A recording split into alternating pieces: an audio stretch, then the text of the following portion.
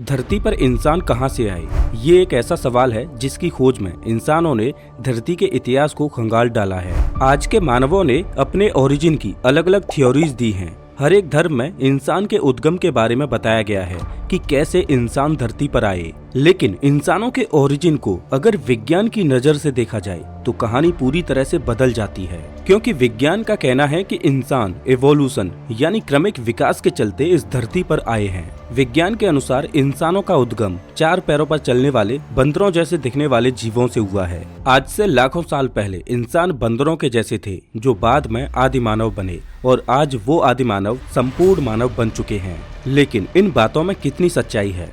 लोग ये भी बोलते हैं कि अगर इंसान बंदरों से विकसित हुए हैं तो आज के बंदर इंसान क्यों नहीं बने? इसका जवाब बड़ा ही आसान है, जो आपको वीडियो में आगे पता चल जाएगा। वैज्ञानिक पृथ्वी के अतीत को इसकी खुदाई कर कर इसकी गहराई में ढूंढते हैं, और अभी तक वैज्ञानिकों को अफ्रीकन रीजन में खुदाई कर कर बहुत से ऐसे फॉसिल्स मिले हैं जो इंसानों के इतिहास की कड़ी को जोड़ते हैं, जिसके आधार पर वैज्ञानिक एवोल्यूशन की थ्योरी देते हैं और ये एक्सप्लेन करते हैं कि कैसे इंसान धरती पर आए। आपको बता दूं कि वैज्ञानिक कोई भी थ्योरी काल्पनिक तौर पर नहीं देते, बल्कि फैक्ट्स और सबूतों के आधार पर देते हैं। और एवोल्यूशन वो सच है जिसके एक नहीं बल्कि वैज्ञानिकों के पास हजारों सबूत हैं। हम ये जाने कि इंसान धरती पर कब, कैसे और कहां से आए, और आज के बंदर इंसान क्यों नहीं बने, उससे पहले एवोल्यूशन यानी क्रमिक विकास वास्तव में क्या है, इसको समझना जरूरी है। दोस्तों, एवोल्यूशन एक तरह से पेड़ पौधों और जानवरों इत्यादि में हजारों सालों में होने वाला बदलाव है, और वो बदलाव क्या होगा वो कुदरत खुद तय करती है। एवोल्यूशन कभी भी लीनियर नहीं होता, मतलब हम ये नहीं कह सकते कि एवोल्यूशन का अगला स्टेप क्या होगा।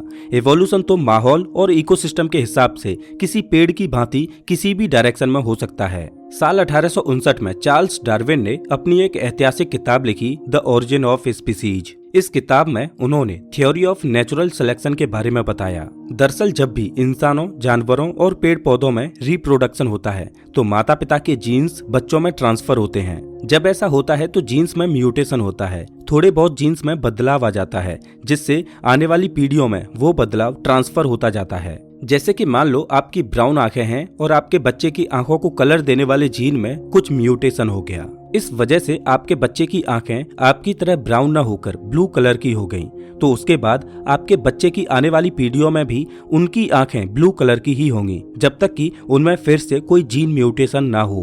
अब जीन म्यूटेशन की वजह से बॉडी में जो बदलाव होते हैं वो अक्सर फायदेमंद भी होते हैं और नुकसानदायक भी होते हैं। ये डिपेंड करता है कि वो बदलाव एनवायरनमेंट के हिसाब से फिट बैठते हैं या नहीं। जैसे कि मान लो एक ब्राउन कलर का मेंढक है, उसके कुछ बच्चे होते हैं, वो भी ब्राउन कलर के हैं, लेकिन इस मेंढक के एक बच्चे के जीन्स में कुछ म्यूटेशन होता है, जिससे उसका एक बच्चा हरे रंग का पैदा होता है। अब ये हरे रंग का मेंढक सरवाइव कर पाएगा या नहीं, ये इस बात पर डिपेंड करता है कि वो किस तरह के माहौल में पैदा हुआ है। जैसे कि अगर ये मेंढक ऐसे एनवायरनमेंट में पैदा हुआ है जिसमें ये अपने आप को छिपा नहीं सकता, तो ये शिकारियों को जल्दी दिखाई देगा और उनका भोजन बन जाएगा।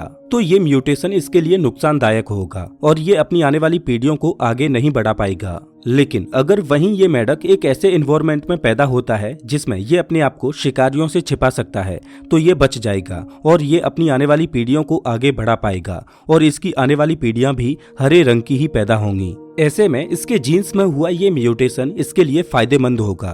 इसी को नेचुरल सिलेक्शन कहा जाता है। नेचुरल सिलेक्शन का ये नियम एक बेरहम और कठोर नियम है, जिससे होकर सबको गुजरना पड़ता है। आज आप धरती पर जितनी भी प्रजातियों को देखते हो वो सभी इस कठोर नेचुरल सिलेक्शन के नियम से होकर गुजरी हैं, तब जाकर आज के रूप में इवॉल्व हुई हैं। और जो प्रजातियां नेचुरल सिलेक्शन के नियम को झेल नहीं पाई वो धरती से विलुप्त हो गईं। हम इंसान आज इतने विकसित हुए हैं तो कहीं न कहीं अतीत में हमारे पूर्वजों ने कई बार नेचुरल सिलेक्शन की परीक्षा दी होगी, तब जाकर हम धरती की डोमिनेंट प्रजाति बन पाए। अब ये एवोल्यूशन माहौल के हिसाब से कैसे होता है, और आज के बंदर हमारे पूर्वज क्यों नहीं हैं, और आज के बंदर इंसान क्यों नहीं बने, इसे आप एक पक्षी की कहानी से समझिए। इसे आप बड़े ही गौर से सुनना, क्योंकि धरती पर मौजूद सभी प्रजातियों का एवोल्यूशन कैसे हुआ, आपको ये सभी बातें फिंच बर्ड की इस थ्योरी से समझ आ जाएंगी। चार्ल्स डार्विन ने सालों की मेहनत के बाद फिंच बर्ड के एवोल्यूशन की थ्योरी दुनिया के सामने रखी, जिसने विज्ञान जगत में तहलका मचा दिया। डार्विन ने अपनी थ्योरी के जरिए दुनिया को बताया कि करीब 2 मिलियन साल पहले फिंच बर्ड के अस्तित्व की शुरुआत हुई। अपने शुरुआती दौर में ये छोटी सी चिड़िया बहुत ही प्यारी और मासूम थी। पूरी धरती पर इसकी केवल एक ही प्रजाति मौजूद थी, जो कि केवल एक ही जगह तक सीमित थी। बाहरी दुनिया के बारे में इस चिड़िया को ज्यादा जानकारी नहीं थी। जिस द्वीप पर ये चिड़िया रह रही थी उस पर इसकी संख्या बढ़ती गई, जिस वजह से इस चिड़िया को उस आइलैंड पर भोजन की किल्लतें महसूस होने लगीं। इस प्रजाति की चिड़ियाओं को ज्यादा भोजन की जरूरत थी। इस वजह से इनके सामने सिर्फ एक ही ऑप्शन था कि ये अपने उस द्वीप को छोड़कर किसी दूसरे द्वीप पर चली जाएं। ये फिंच बर्ड्स 3 ग्रुप में बटे, जिनमें से एक ग्रुप आइलैंड ए पर माइग्रेट हुआ, दूसरा ग्रुप आइलैंड बी पर माइग्रेट हुआ और तीसरा ग्रुप हमेशा के लिए उसी आइलैंड सी पर रह गया। ये फिंच बर्ड्स का वो ग्रुप था जिन्होंने अपने घर को ना छोड़ने का फैसला किया। लेकिन जो फिंच बर्ड्स के पहले 2 ग्रुप दूसरे आइलैंड्स पर माइग्रेट हुए थे, उन्हें वहां पर नए वातावरण और माहौल का सामना करना पड़ा और उन्होंने अपने आप को उस माहौल में ढालना शुरू कर दिया। आइलैंड ए का तापमान और इकोसिस्टम आइलैंड बी से बिल्कुल अलग था। जो खाने की चीजें ए आइलैंड पर मौजूद थीं, वो बी आइलैंड पर नहीं थीं। जैसे कि आइलैंड ए पर फल बहुत ज्यादा मात्रा में उपलब्ध थे, लेकिन आइलैंड बी पर फलों की मात्रा बहुत ही कम थी। आइलैंड बी पर बग्स, कीड़े मकोड़े इत्यादि की मात्रा ज्यादा थी। अब दोनों ही द्वीपों के माहौल के हिसाब से फिंच बर्ड्स में इवोल्यूशन हुआ। जो फिंच बर्ड्स आइलैंड ए पर थीं, उनमें फलों को खाने के लिए एक लंबी चोंच का विकास हुआ, जिससे वो फलों को आसानी से खा सकती थीं। लेकिन जो फिंच बर्ड्स बी आइलैंड पर मौजूद थीं, उनमें कीड़ों को खाने के लिए लंबी चोंच की नहीं बल्कि एक मजबूत चोंच की जरूरत थी। तो उनकी चोंच छोटी ही रही, लेकिन वो बहुत मजबूत हो गई। इन दोनों ही इलाकों में रहने वाली फिंचेज में अपने अपने माहौल के हिसाब से इवोल्यूशन हुआ। शुरुआत में इन दोनों को ही अपने अपने माहौल में ढलने के लिए कई मुश्किलों का सामना करना पड़ा, क्योंकि इन दोनों ही नए द्वीपों के हालात इनके पुराने आशियाने से बिल्कुल अलग थे। लेकिन मुश्किल हालातों में इनके जीने की जिद ने अपने आप को उस माहौल में ढालते हुए खुद को इवॉल्व कर लिया। अब इसके बाद धरती पर 3 तरह की फिंचेज की प्रजातियां मौजूद थीं।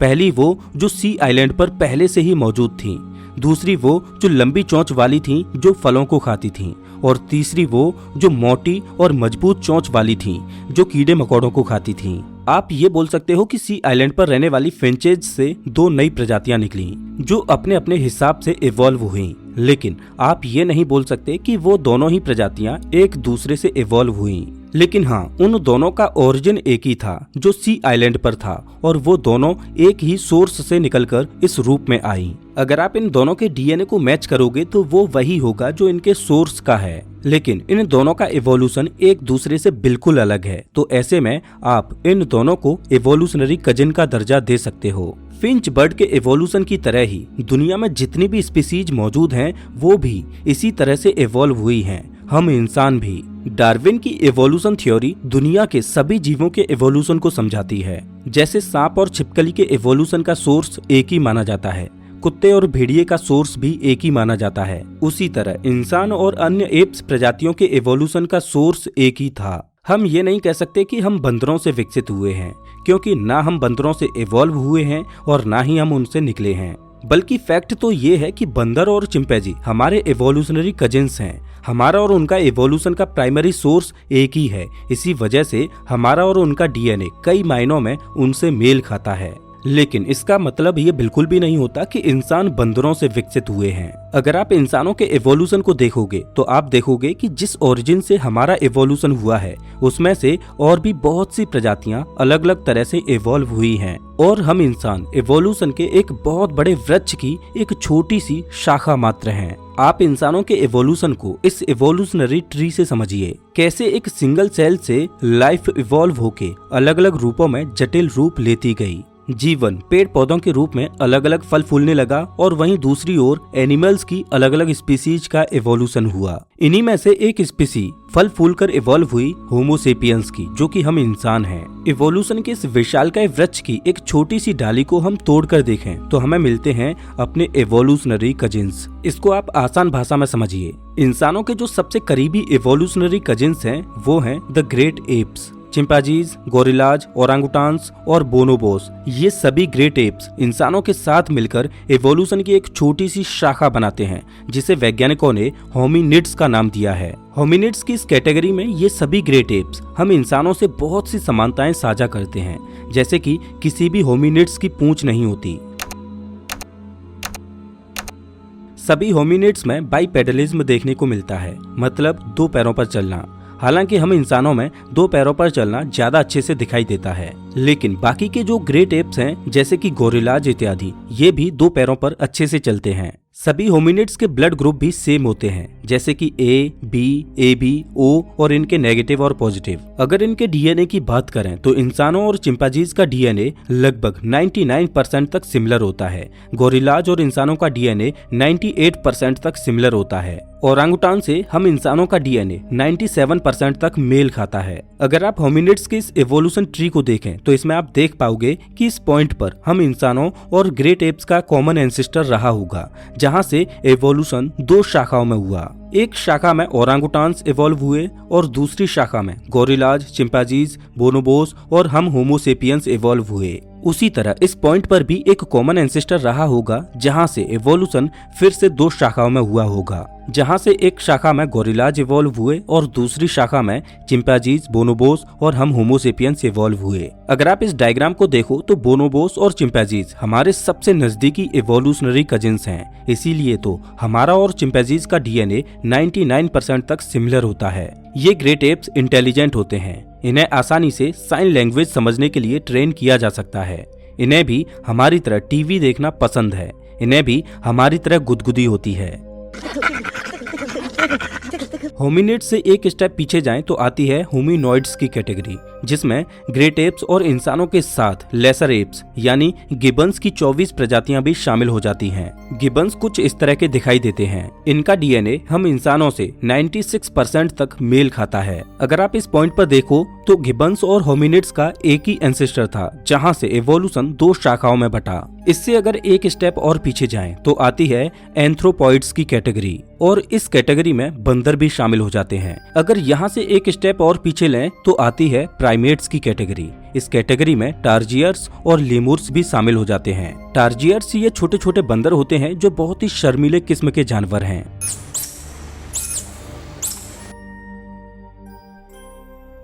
वहीं लेमुर्स दुनिया के सबसे पुराने प्राइमेट्स हैं, जिनकी 100 से ज्यादा प्रजातियां हैं।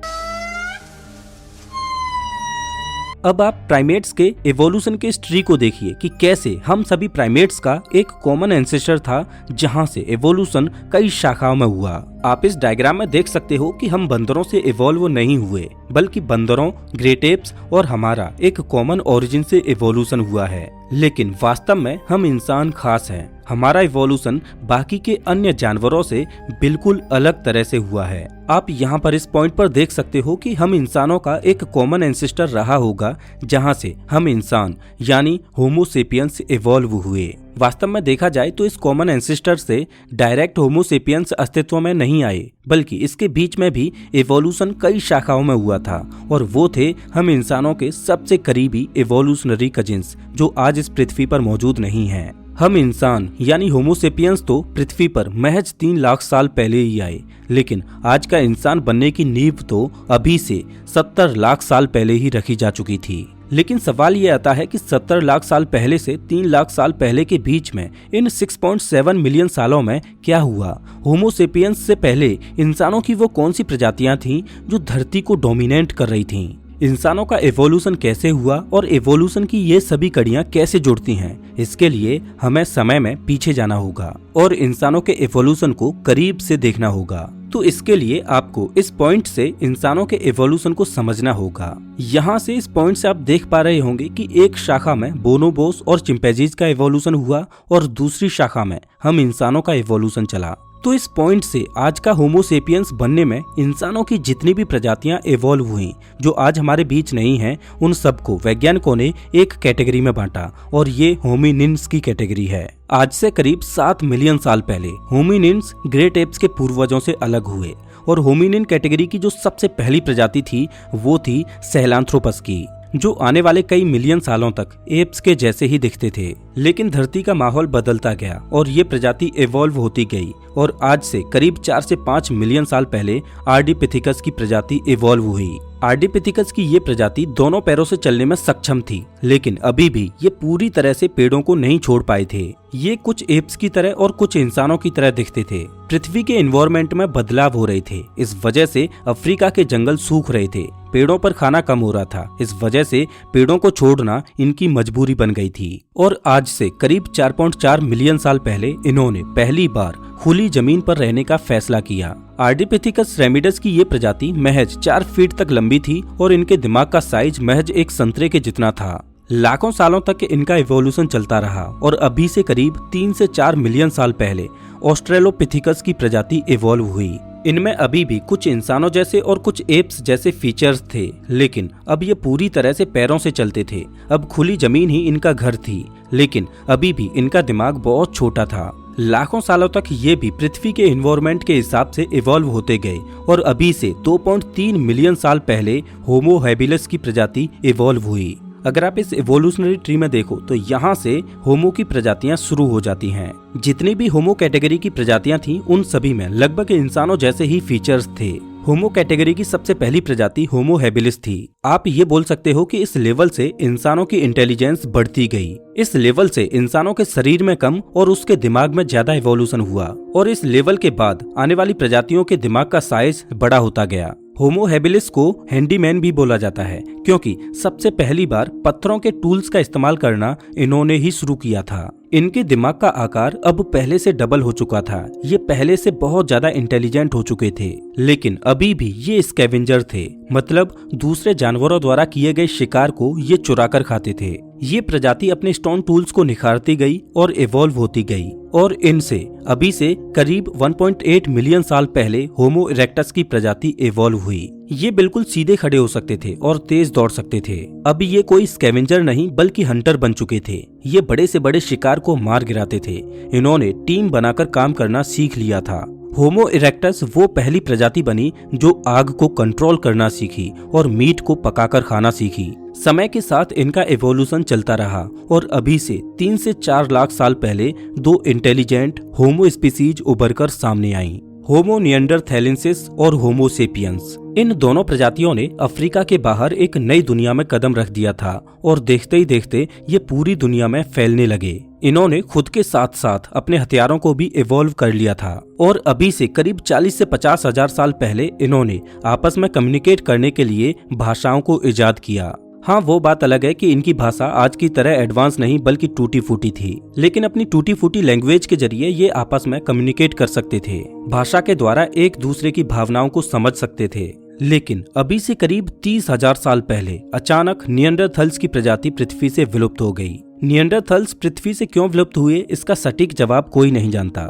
इसके बाद पृथ्वी पर केवल एक ही होमो प्रजाति बची थी, वो थी होमो सेपियंस की, यानी हम इंसानों की। लेकिन अभी भी इनको सरवाइव करने के लिए बहुत सी चुनौतियों का सामना करना था। निएंडरथल्स के विलुप्त होने के कुछ हजार साल बाद पृथ्वी पर एक आइस एज आई जो अभी से करीब 15,000 साल पहले तक चली। क्योंकि होमो सेपियंस को आग को कंट्रोल करने का ज्ञान इनके पूर्वजों से मिला था, इस वजह से उन्होंने आइस एज को तो सरवाइव कर लिया, लेकिन इस आइस एज ने उन्हें एक सबक सिखाया। आइस एज के दौरान खाने की कमी हो गई थी, इस वजह से उन्होंने खाने की अहमियत को समझा और आज से करीब 10,000 साल पहले उन्होंने खेती करना सीखा। बाद में इंसानों ने पहिए का आविष्कार किया जिसने इंसानों को गति दी और रेस्ट इज हिस्ट्री जो आप सभी जानते हो। कभी जंगलों में रहने वाला इंसान आज चांद पर पहुंच चुका है। पृथ्वी को छोड़ ब्रह्मांड की सीमाओं को मापने की कोशिश कर रहा है। दोस्तों, कुछ लोग एवोल्यूशन को सही नहीं मानते, लेकिन वास्तव में वैज्ञानिक रूप से देखा जाए तो एवोल्यूशन पृथ्वी पर मौजूद लाइफ फॉर्म के ओरिजिन को सटीक तरह से एक्सप्लेन करता है।